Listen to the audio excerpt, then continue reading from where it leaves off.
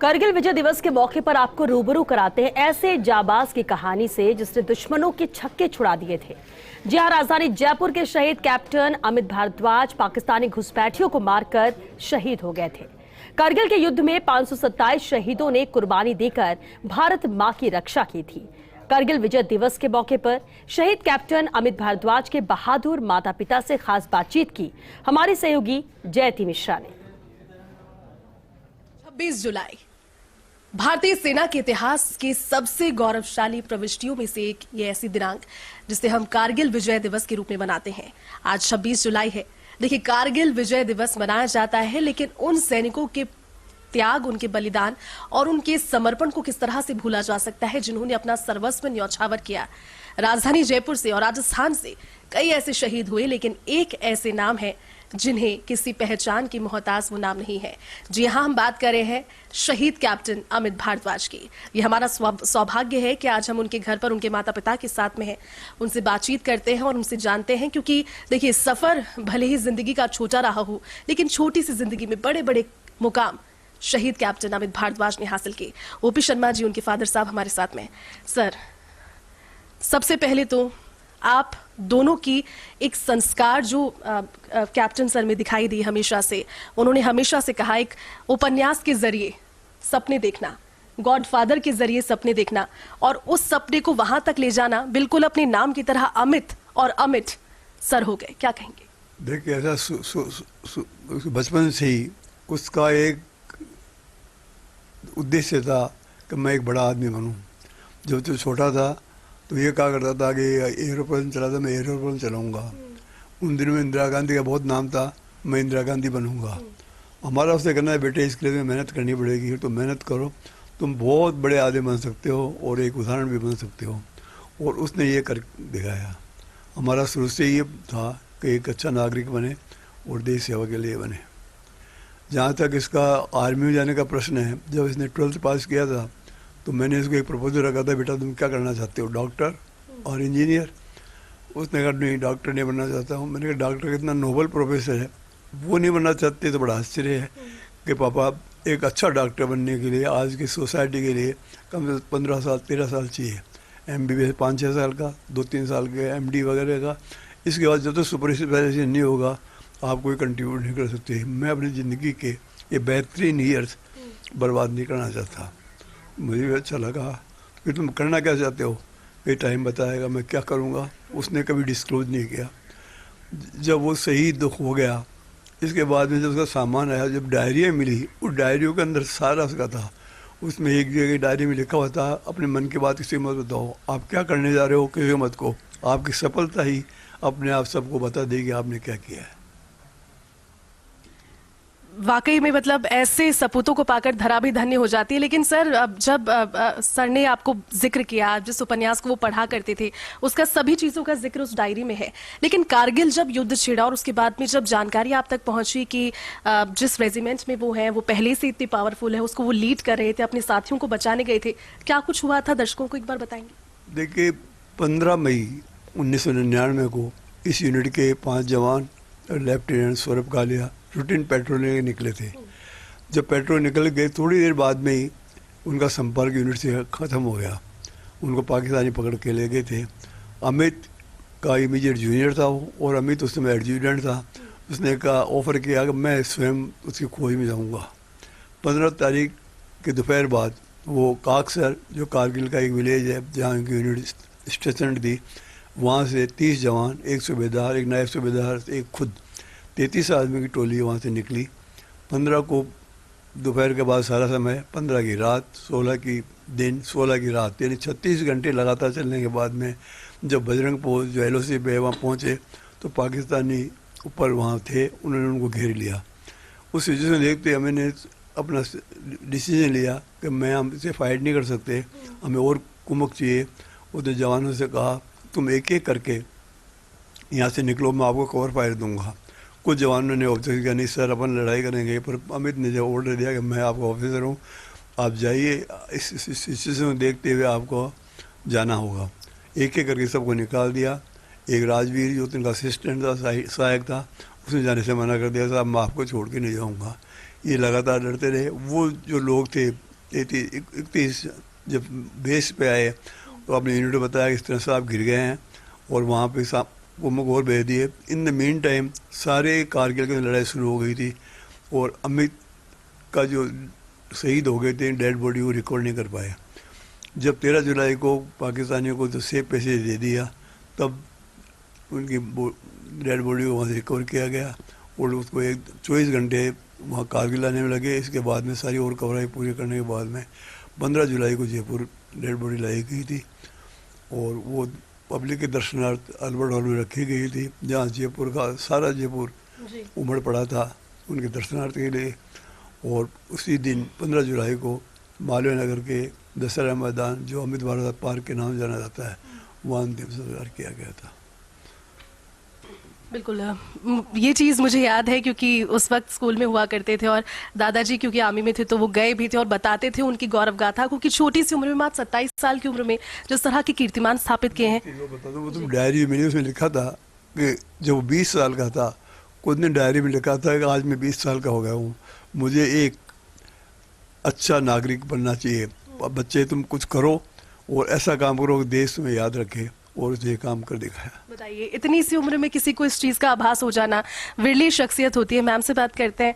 माँ सबसे बड़ी पाठशाला होती है, सबसे पहली पाठशाला होती है, माँ सिखाती है, लेकिन माँ बहुत सॉफ्ट भी होती है। अपने बच्चे को खरोच भी लगती है तो दुख होता है, लेकिन आपने अपने बेटे को वहां तक भेजा जहां से आज उनका नाम स्वर्णिम अक्षरों में छप गया है, क्या कहेंगे इसको? अब ये तो क्या है कि जब बच्चा पैदा होता है ना तो वो उसका जाने का दिन निश्चित होता है, वो साथ लेके आता है उस दिन को। आज हम देखते हैं कि इतना एक्सीडेंट से व्यक्ति मर रहा है, सब कुछ हो रहा है, यंग बच्चे गुजर रहे हैं। तो इसने जो है ना, मतलब ये गया, देश की सेवा करते हुए गया, शहीद होके गया और इसने मतलब एक बहुत बड़ा काम करके गया देश की सेवा के लिए। तो मरना जाना है तो कुछ करके जाओ, ऐसे नहीं। वो खुद ही कहता था। अब उस समय क्या है कि बच्चे इतने वो उस समय एडवांस नहीं थे जितने बच्चे आज एडवांस है। माँ बाप से खूब बातें कर लेते हैं, लेकिन वो अपनी बुआ से बात करता था। कहता था कि उसकी बुआ कहती कि क्या है तू चला गया, एक ही बेटा है। हम क्योंकि हमारे परिवार में कोई आर्मी में नहीं था, ये फर्स्ट। मेरा सवाल अगला वही था। ब्राह्मण फैमिली से हैं और ब्राह्मण फैमिली में सबसे पेशे की जब चॉइस की बात आती है डॉक्टर, इंजीनियर, लेकिन सेना जैसा जज्बा जब उन्होंने सोचा होगा, किसी को प्रेरणा के तौर पर देखा आपकी फैमिली में और कोई, या फिर अचानक से ही उनको था मन में कि नहीं ये सेवा करनी है? और मैंने सुना वो कहते थे कि भगवान इतने बड़े होते हैं, मुझे भगवान बनना है। वाकई में इस तरह का वो क्या है कि जब वो पहले तो मैं बताऊँ, वो अपनी बुआ को कहता था, अब बुआ क्यों आप परेशान होती हो, देखना आपका नाम रोशन करूँगा मैं। वो जहाँ तक बड़ा बनने की है, तो जब वो 2.5-3 साल का ऐसे था, मुझे कहता था कि क्योंकि उसका 72 बॉन्ड है, 75 में मिसेज इंदिरा गांधी का काफ़ी कुछ चल रहा था नाम, तो मम्मी मैं तो इंदिरा गांधी बनूंगा। मैंने कहा इंदिरा गांधी बनने के लिए आपको पढ़ाई करनी पड़ेगी। फिर हम जहाँ रहते थे वहाँ बहुत बड़ा मैदान सा था, तो ऊपर देखता, मम्मी देखो प्लेन कितना ऊपर उड़ता है, तो मैं तो प्लेन उड़ाऊंगा, क्योंकि उसको ऊंचाई पे जाना था। फिर उसने मुझे कहा एक बार, मम्मी मैं तो भगवान बनूंगा। आज वो सही है, भगवान हाँ, किसी रूप में है। जो भी जाता है समाधि स्थल पे, वो इस तरह से करके हाथ जोड़ के जाता है, तो भगवान को अपन छू के हाथ ही जोड़ते हैं, और क्या है। एक और बात, क्योंकि आजकल का जिस तरह का दौर है, हर चीज़ लोगों तक पहुंचे, और आप जिस डायरी का जिक्र कर रहे हैं, मेरे ख्याल में लोगों को बहुत जिज्ञासा होगी कि उसमें उन्होंने क्या क्या और कुछ लिखा था। कभी इस तरह का कोई ऑफर आप तक आया कि उनकी डायरी को हम किताब के तौर पर सभी के सामने लेकर आए, या फिर उनकी जीवनी को सिनेमा में दर्शकों के, जिस तरह से आजकल हमने विक्रम बत्रा सर पर देखी, इस तरह का कभी कुछ? अभी प्रयास चल रहा है कि बुक में फॉर्म किया जाए। इन द मीन टाइम हम क्या कर रहे हैं, पिछले 22-23 साल से हम यहाँ आसपास के स्कूलों में करीब 1000-1200 बच्चों को बुलाते हैं और 4 मार्च का फंक्शन करते हैं। वो 4 मार्च के फंक्शन के अंदर उसके जो डायरी के जो पेजेज हैं जो प्रेरणादायक है, वो हम बच्चों में बांटते हैं और उनको बताते हैं कि इन आर्मी वालों की क्या सोच है। जैसे सोच के हिसाब से बताता हूँ कि लड़ाई के लिए हम, भारत शांति प्रिय देश है, कभी लड़ाई नहीं करना चाहता, तो उसने अपनी डायरी के अंदर लिखा है कि दशहरा का दिन था, एनिमी ने बहुत जल्दी फायर शुरू कर दिया। तो अमित ने लिखा है कि आज दशहरा है, एनिमी ने बहुत जल्दी फायर शुरू कर दिया है, as if they are much hurry to celebrate Dussehra. It is always enemy who fire first. We reply them that we are alert. I would like to go to the enemy first and have the fire, but I cannot do. Government have our own policy that we should not fire first. अब देखिए फौजी कितना लड़ाई करने के लिए तैयार है, शांति प्रिय भी है, और गवर्नमेंट की जो पॉलिसी है उसको मानने को भी तैयार। इस तरह का इनका वो जज्बा रहा है। ऐसे ही त्यौहार मनाने की बात होती है, जैसे दिवाली का त्यौहार है, उस दिवाली का त्यौहार उसने लिखा कि आज तीसरी दिवाली है कि मैं घर वालों से दूर यहाँ देश से में रुका हुआ हूँ, और मेरे बहादुर साथी एक एक इंच की भूमि अगर पाकिस्तान लेने की कोशिश करता है उसको हम रिप्लाई देने को तैयार है। इस तरह की बातें लिखा है। इसके अलावा एक चीज़ जो बड़ी मज़ेदार चीज़ है कि वहाँ जाने के बाद में 3 या 4 मौके ऐसे आए कि वो मौत के मुँह में जा सकता था। जैसे एक बार क्या था, ट्रक खाई में गिर गया उनका, जो कमांडो कोर्स में जा रहा था, उसमें 10 आदमी शहीद हो गए, 8 आदमियों को कुछ इंजरी आई, 3 व्यक्ति ऐसे बचे वो कुछ भी नहीं हुआ, उसमें अमित भी एक था। इसके बाद में एक जगह थे, एक फायर आया और पैरों में गिरा उनका, और गिरने के बाद में ब्रस्ट नहीं हुआ क्योंकि उसकी पिन खुली नहीं। इस तरह एक बार फायर आया और बंकर में घुस गए। ये सब करने के बाद में उसने लिखा, बहादुर की बात पढ़ने की बात है, उसने लिखा कि इस पोस्ट पे आने के बाद में कोई मेरे पीछे पड़ा हुआ है, somebody more powerful but he is saving me. मतलब after this incident I am more charge up and having more confidence. तो ये मतलब ये नहीं घटनाएं ऐसी हो गई तो लोग बात सुने अरे मैं मर जाऊंगा क्या करूंगा, पर वो ही more charge up and more. जब पार्थिव शरीर रिकवर हुआ था तब भी हाथ में हथियार था उनके, यानी कि लड़ते हुए और दुश्मन को बिल्कुल पछाड़ते हुए उन्होंने अपने प्राण त्यागे। जब उनकी डेड बॉडी को वहाँ से लाए गए थे तो दोनों के हाथों में हथियार थे। वो इस बात को इंडिकेट करती है कि अंतिम समय तक वो दुश्मन से लड़वा लेते रहे। मतलब सर, अभी जो वर्तमान परिप्रेक्ष्य चल रहा है भारत हिंदुस्तान का या फिर दूसरे जो दुश्मन देश हैं उनके साथ में, उसको लेकर क्या कहेंगे? क्योंकि आप तो बहुत इस चीज़ को समझते होंगे, आपने तो सालों इस चीज़ में आजकल परिस्थितियों को, परिवेश को बदलते हुए देखा है। देखिए अपना शांतिप्रिय देश है, मौका आएगा तो सबक सिखाने को तैयार है। ये देखिए ये फौजी के पिता का अभी भी यही कहना है कि मौका अगर आएगा तो सबक सिखाने के लिए तैयार है। भारत कभी छेड़ता नहीं है और अगर कोई छेड़ता है तो फिर उसको छोड़ता नहीं है। एक अंतिम सवाल सर, क्योंकि यूथ बहुत शिक्षा लेता है, अगर अच्छी चीज़ों को देखा जाए तो सोशल मीडिया का बहुत प्रभाव है, लेकिन यूथ को कैप्टन अमित भारद्वाज की ओर से, आप क्योंकि उनके फादर हैं, आप पेरेंट्स के तौर पर लगातार उन्हें गाइड करते रहे, उनकी सिस्टर का एक बहुत बड़ा योगदान उनकी ज़िंदगी में रहा। मैं चाहूँगी एक अंतिम सवाल से पहले उनकी सिस्टर के बारे में भी आप कुछ बताएं, क्योंकि वो हमेशा उनको मोटिवेट करते रहे और कारगिल भी आज वो पहुंचे हैं, आप बता रहे थे अभी। देखिए मेरी बिटिया जो है बहुत बहादुर है। जब अमित की सूचना हमारे पास आई थी कि अमित इज मिसिंग, तो हम खोज भी नहीं कर रहे थे भाई कहाँ मिला, मिलेगा नहीं मिलेगा। इतने महीने में एक बात मैं पहले बता दूँ, जब अमित जब फौज में चला गया था तो अपने साथियों से ये कहा था कर कुछ भी होता है तो मेरी सिस्टर को सूचना देना और किसी को मत देना। तो ये सूचना हमारे पास जब आई कि अमित मिसिंग, हम उसकी बहुत खोजबीन कर रहे थे।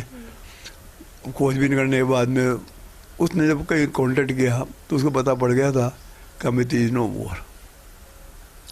परंतु उसने ये बात 56 दिन तक किसी को नहीं बताई, इवन अपने हस्बैंड को भी नहीं बताया कि जब मैं कोई सजेस्ट करता था कि पूजा करो, हम पूजा करने जाते, उससे आ जाती थी, ये काम करो, मंदिर जाओ, मंदिर जाते थे। यहाँ तक कि अगर शमशान की, एक ने कहा शमशान की भूमि मिट्टी लेके आओ तो हो सकता है उससे आपको वो जीवित मिल जाए कहीं, तो वो काम भी किया।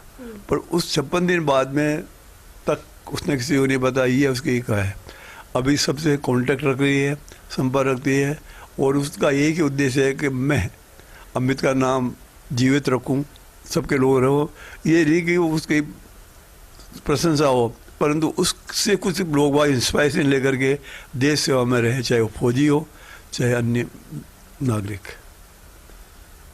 एक अंतिम आप भी बताइए यूथ को कि अगर कोई चाहना चाहता है या फिर किस तरह का जज्बा होना चाहिए, क्योंकि आप माँ हैं, आप सॉफ्ट, लगता है कि माएँ सॉफ्ट होती है, लेकिन आपका संदेश जरूर काम करेगा, बताइए। मैं तो युवा लोगों की माँओं को ही संदेश देना चाहती हूँ कि अपने बच्चे को सेना में भेजने से घबराएं नहीं, क्योंकि किसको कब जाना तय है, निश्चित है। और फौज में भी बड़ी बड़ी रैंक तक पहुंचते हैं, रिटायर्ड होते हैं। हर फौजी के साथ ऐसा थोड़ी होता है, लेकिन जो लिखा है तो वो वहाँ जाएगा, एक तो आपके सड़क पर जाए और एक देश की सेवा करते जाए, इससे बड़ा काम और कोई नहीं है। तो आप अपने बच्चों को आराम से भेजें, कोई दिक्कत नहीं है, डरने की बात नहीं है। और युवा जो है वो मतलब मैंने देखा है वैसे युवाओं में आजकल जोश है ज़्यादा, किसी भी क्षेत्र में रहें, देश जरूरी नहीं है कि आप फौज में जाएं, लेकिन आप ना अगर जहाँ भी आप कार्य कर रहे हैं तो देश की सेवा पहले है, उसके बारे में सोच के कार्य करें। बिल्कुल, तो देखिए इस तरह की सपूतों को और ऐसे माता पिता को पाकर धरा भी धन्य हो जाती है। और इस बातचीत का अंत मैं कुछ चंद लाइनों के साथ करना चाहूंगी। कहते हैं कि आसमान में परिंदे आज बहुत जमकर उड़ान भर रही है, शायद वतन के बलिदानियों से उड़ान भरने का हौसला मिला है। मैं कैमरामैन राकेश के साथ में जयति Mishra, first India news, Jaipur.